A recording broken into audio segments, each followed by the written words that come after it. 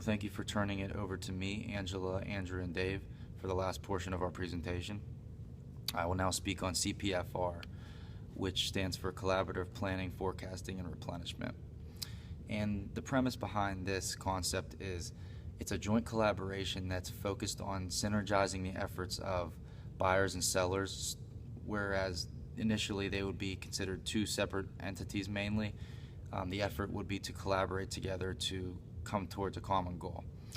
And some of the areas of key focus would be promotion planning, sales, production forecasts, and inventory management. And the interesting thing about CPR is the nature of communication totally changes.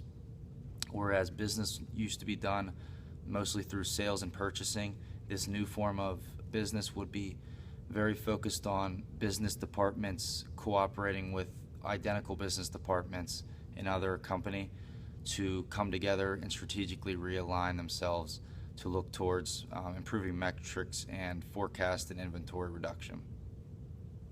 So some of the big benefits of CPFR would be obviously better forecasting. You'd have a lot of increase in info sharing, and forecasting methods would certainly increase in efficiency and accuracy because you would have employees that are more empowered and they understand what's going on in the business.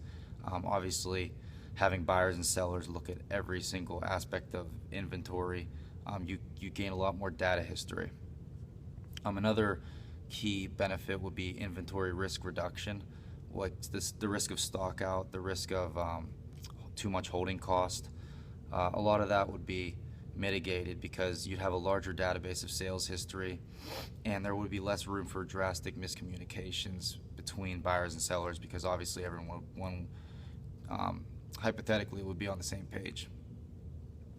And another key benefit is the chance to develop a long-term relationship between a seller or a buyer, and this would be key because then you would know that you're not going to do business with someone who could potentially turn the other cheek and just completely run you bankrupt the next day. So you'd be able to develop key relationships that you could trust in, and it's a win-win strategically because if both parties are having success, they'll drive each other to future success. So it's very focused on helping each other out and ultimately reaping the benefits as a whole. Some drawbacks of CPFR, obviously the technological investments will be huge, especially if forecasting methods are very different between two parties. And the syncing of information and data processing could be very costly just because there's so much computer data and technology systems today in today's world that are very highly complex, and it could take a while for employees to also train on these. Another drawback would be the internal resistance.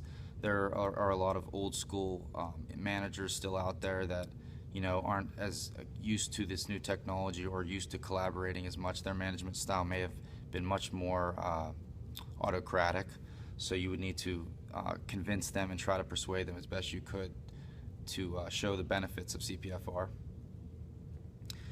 And another drawback would be it's a total strategic realignment. It's not something that would happen overnight. It would take tremendous work, and the process could be very long and costly. So you need to make sure that you're in it for the right reasons and that it's even worth your time, because you could go towards a different system of handling business just because it wouldn't be worth your time to put all this investment into CPFR if you have different plans down the road. And one other drawback could be a loss of control. If you're a business that is very used to negotiating and getting the best price out of every situation, you would have to surrender that to a certain degree, so that the other party could feel like they're entitled to some responsibilities. And I think in Henkel Iberica's case, my recommendation would be I would start looking at price discounts and trying to reduce those, work towards everyday low prices, the concept that Walmart has installed into their business strategy.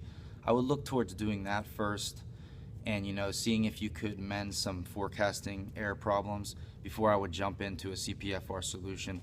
Obviously, because CPFR is, like I said, a very drastic change in business structure. So you would want to test the waters first to see that your problems aren't mainly rooted in something much more minimal. So that's what my recommendation would be to look at the price fluctuations and see if those are, you know, basically driven off of forecasting, or if, you know, there's a lot of noise in your company that can be mitigated without CPFR, if there's just a lot of miscommunication on your own party's level.